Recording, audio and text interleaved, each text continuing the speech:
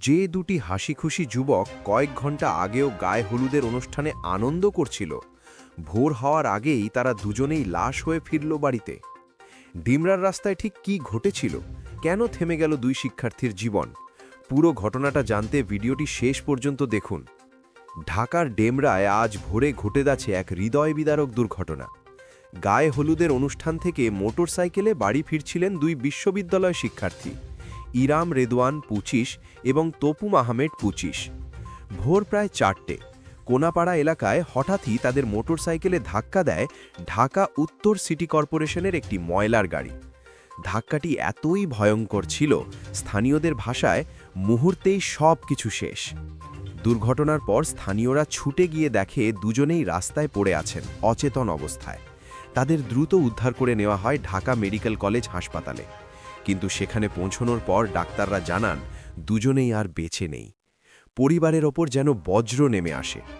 ইরাম রেদওয়ান পড়াশোনা করতেন American international ইউনিভার্সিটিতে, আর তপু আহমেদ ছিলেন ইউনাইটেড ইন্টারন্যাশনাল ইউনিভার্সিটির শিক্ষার্থী। দুজনেই ডেমরার সাঁড়ারপাড় এলাকায় থাকতেন। বন্ধুত্ব তাদের দীর্ঘদিনের, আর সেই বন্ধুর সঙ্গেই শেষ যাত্রা। হাসপাতালের সামনে আহাজারি করে বলছিলেন একজন স্বজন, ওরা তো মাত্র একটা অনুষ্ঠান থেকে ফিরছিল, এমন মৃত্যুতে আমরা কিভাবে শান্তি পাব? বাবা মা ভাই বোন কেউই বিশ্বাস করতে পারছিলেন না। কয়েক ঘন্টা আগেও যে ছেলেরা ভিডিও করছিল, হাসছিল, আজ তারা নেই। এমন মৃত্যু কোনো পরিবারের প্রাপ্য নয়। ঢামেক হাসপাতাল পুলিশ ক্যাম্পের ইনচার্জ ফারুক জানান, ইরাম ও তপুর মোটরসাইকেলকে ডিএনসিসির গাড়ি চাপা দেয়। নিহতদের মরদেহ মর্গে রাখা হয়েছে এবং বিষয়টি সংশ্লিষ্ট থানায় জানানো হয়েছে। আইনগত প্রক্রিয়াও চলছে।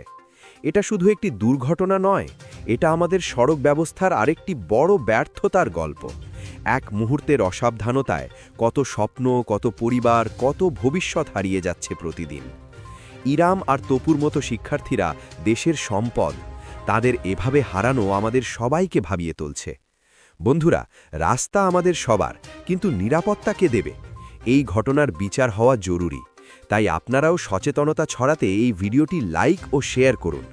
এ ধরনের ব্রেকিং নিউজ ও অনুসন্ধানী ভিডিও পেতে চ্যানেলটি সাবস্ক্রাইব করে পাশে থাকুন।